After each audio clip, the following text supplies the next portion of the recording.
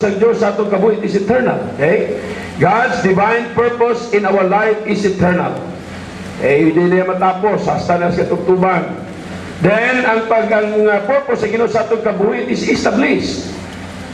Naputang na napamutang na. Okay? No matter bisa din ka magdalagan, ano himon magsiling ka hindi ka, but one day you have to go back to the place where God wants you to be. Amen?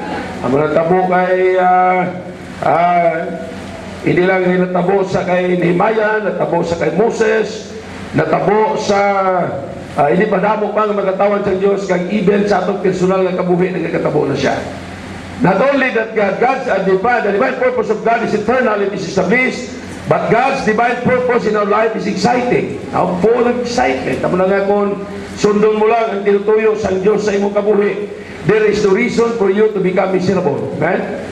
The reason why many Christians are miserable because they are running away from the purpose of God in their life. So, namin nga kanta, no? Okay? Oh, send us to the mission field. Kaya kung diin kami we are willing to go. Kung diin kami ni mo ibutang. So, I like that song. Ha? Okay?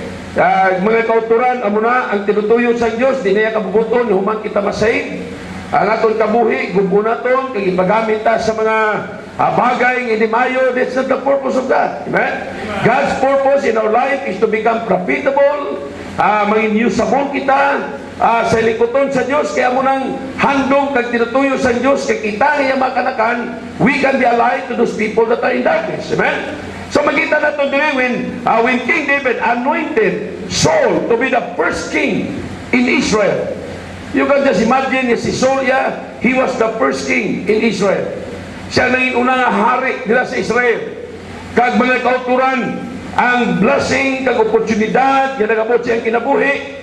Unknowingly, mga kauturan, ang mga tao nagadiman sa hari. Kag gusto nilang may aras sila hari, nga magadumala, kag magalit sila every time there is a war. May makita sila na tao nga nagadumala. Okay? Although it disappoint God, it disappoint Samuel, but gitugtan sa Ginoo.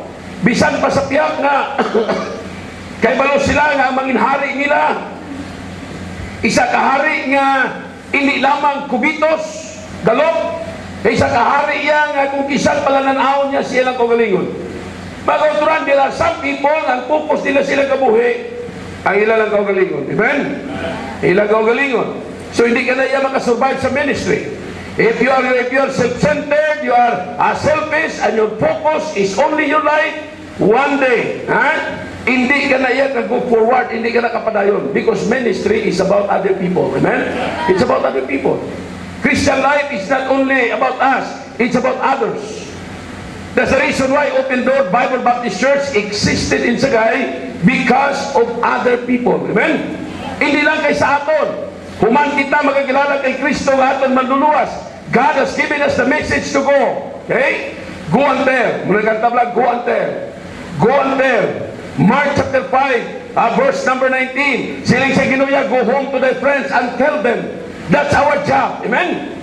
Go home and tell your friends. Amo na nga, makita ko, why ka di, ginapamangkot ko, diin si Maria, si Maria, why?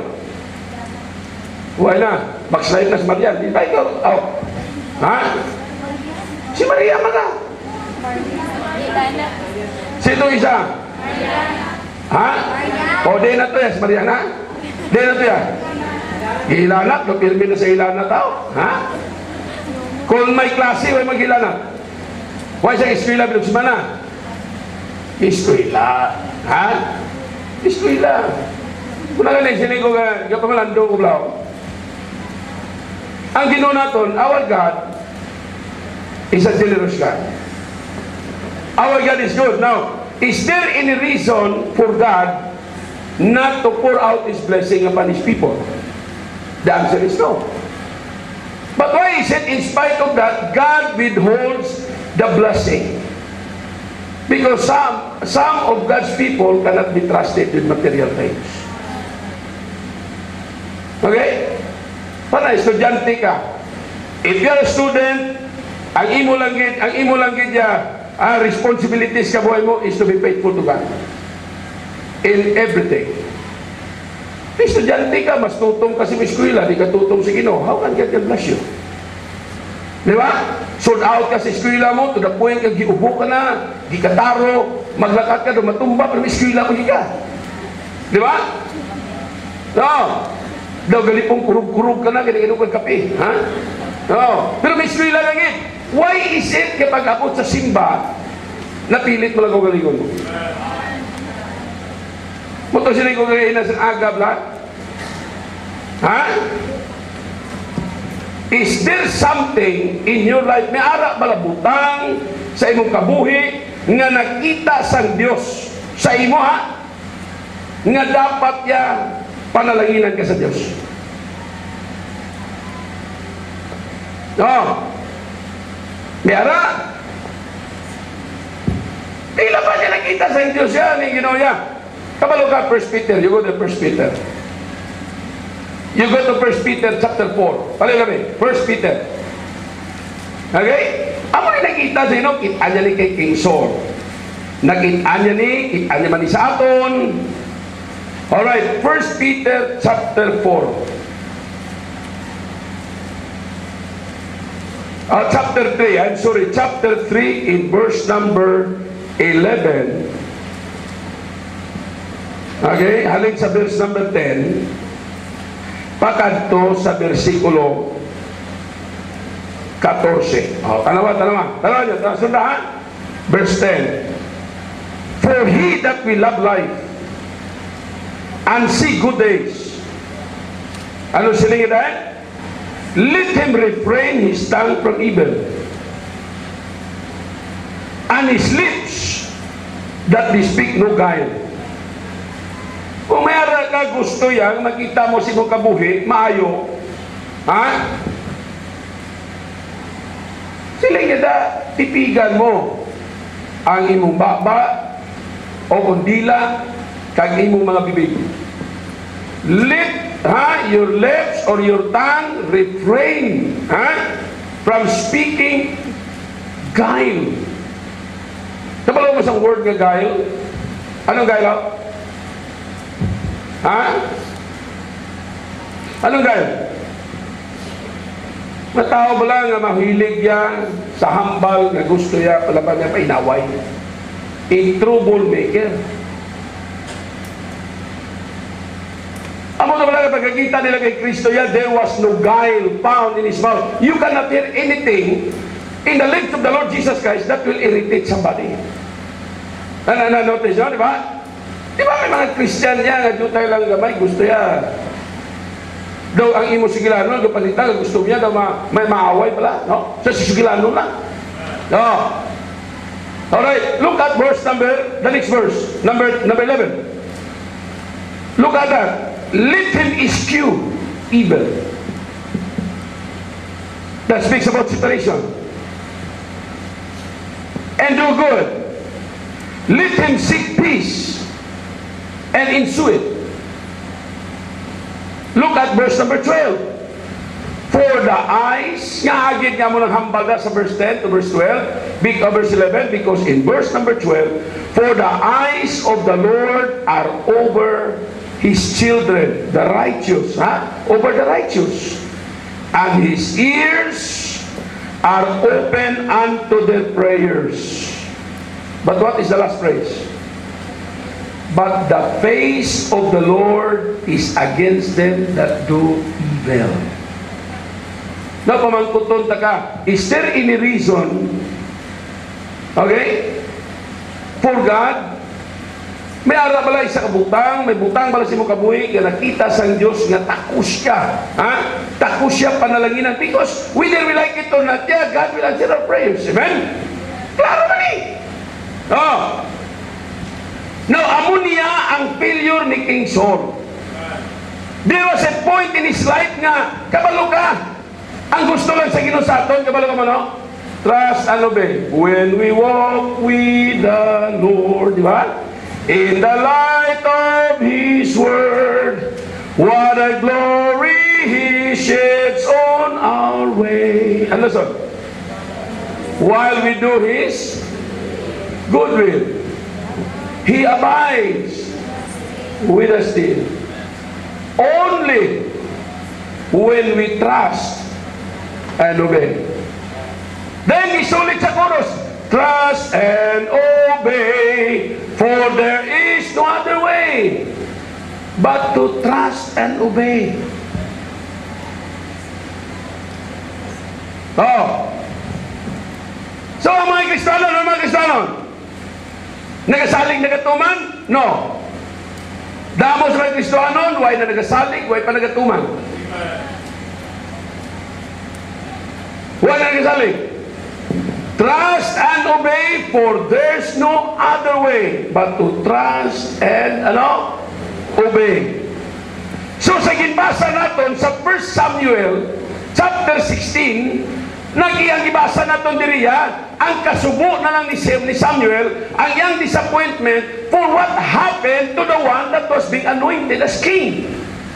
But in chapter 15, you will find out nga human siya nga ginanoint ka naging hari, gintagaan siya sa ginatawag nga sugo, nga maglakat sa Amalekite, kag iya pamatyon, no, spare no one, hari, magasapatan, but King Saul disobeyed. Amen?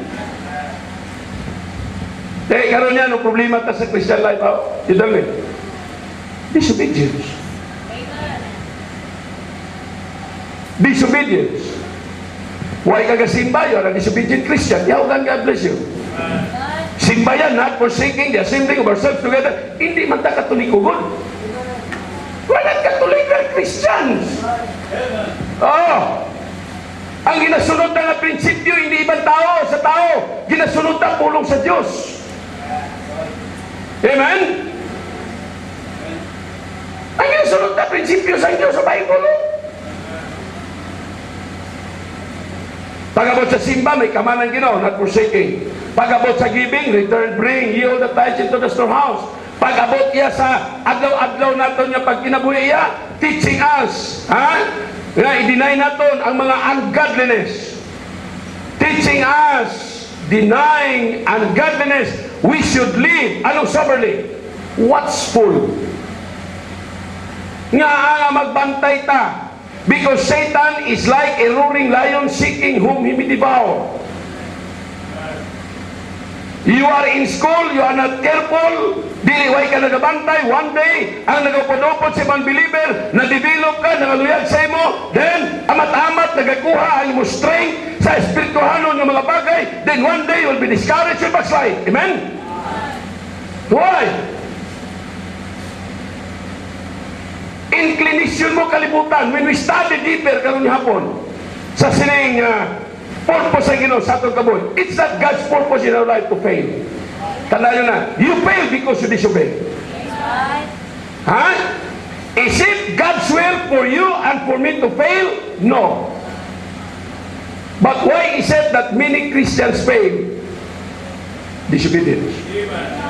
Hindi tarubot mo, we have our own choice. When you decide, it is your choice. You cannot blame other people. Ano na? It's your choice. The pastor, your parents, maghambal sa imo, hustuhan na maghambal, but the final say, the final decision is yours.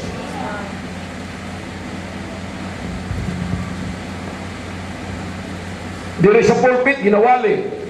Pero ikaw yung maghimong desisyon. You go against God's principles, you will suffer the consequence. Tandaan mo na, ang prodigal son, iyat yung desisyon maghalin sa balay. Iyat yung desisyon niya magupod sa barkada. Iyat yung desisyon ng kwarta niya, yung inheritance kwa niya.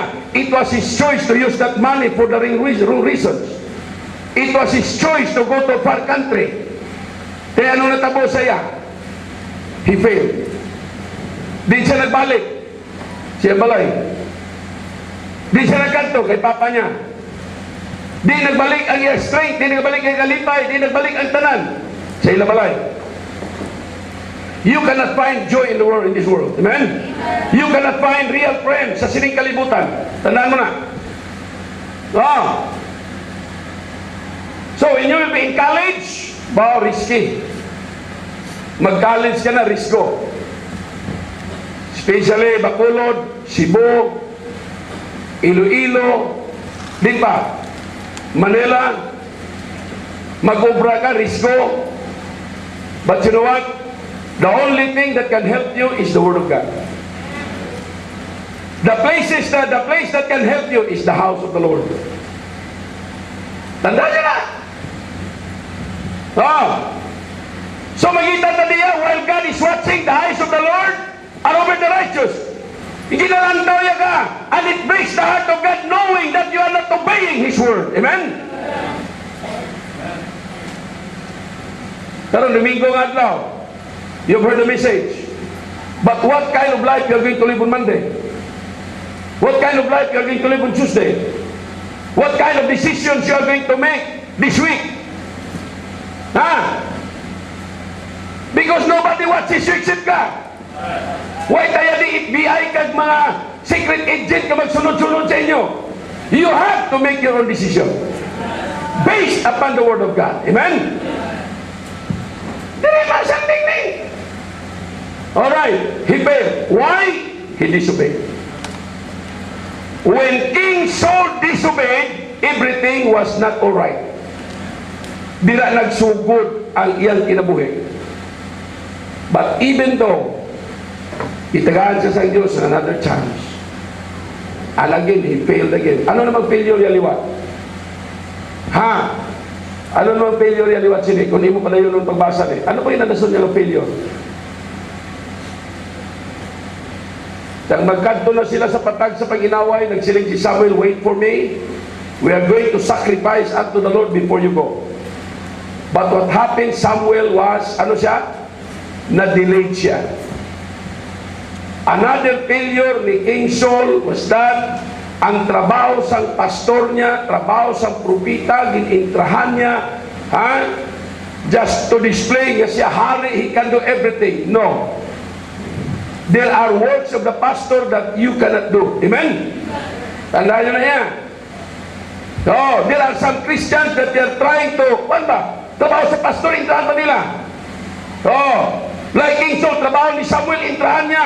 Pagkakita yung mga tao yan, naglapta na, he was afraid. Kag pagkatapos siya, ginobra yung sacrifice. At the end of the sacrifice, Samuel came. Kag ni siling Samuel, what have you done? Anong ginimo mo? Sila niya, well, I sacrifice because ang mga tao naglinagat na sila. And we are about to go to war. Ano sila ni Samuel? Thou hast done foolishly. Thy kingdom shall not continue. It will be given to another man. Why? Disobedience. Maanad ka na ganit disobey, tuloy-tuloy na siya. Maanad ka binutig, tuloy-tuloy na. Binutig, hapos na lang para sa imo eh. And don't you know one of the things that the Lord hates is a lying tongue? Amen? Mga tao na nagaputig, he has to karakter. Huwag ka na karakter yan. Mas may matubangon mo sa lamo rather than trying to cover up yourself and you're going to tell a lie just to justify yourself, and that is wrong. Because lying is isa sa mabutang nga ginakaugtan sa Diyos. A lying tongue, one of the things that the Lord hates. Trabaho ka pila kadlaw yan, manobra mo. Butigon. Butigon. Nga mahilig ka magbutig. Nga hindi ka kabalo magatubang sala mo yan.